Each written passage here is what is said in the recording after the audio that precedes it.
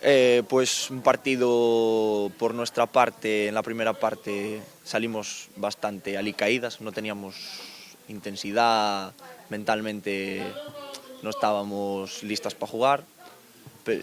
Vosotros sí que salisteis bien, teníais vuestro partido planteado, lo ejecutasteis muy bien, podías haber marcado también en algunas ocasiones, nuestra portera estuvo fina.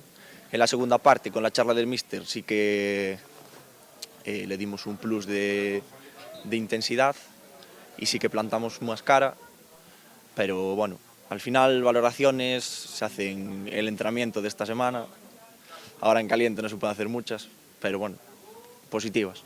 Jugamos en casa, pero aún así no ayuda nunca esto.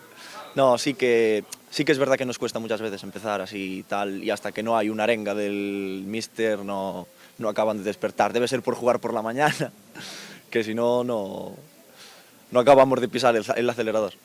Sí, sí que andamos un poco cortas de plantilla, además, y si además tus pilares centrales se empiezan a no flojear, sino a acarrear esas pequeñas molestias que al final condicionan decisiones, pues sí que se hace más complicado. Con potencial para mejorar, con potencial. En Navidades sí que seguimos entrenando, o sea, no paramos por vacaciones ni nada, seguimos entrenando. Y sí que empezaron algunas chicas nuevas que con un poco de trabajo yo creo que al final vamos a sacar algo bueno de ahí.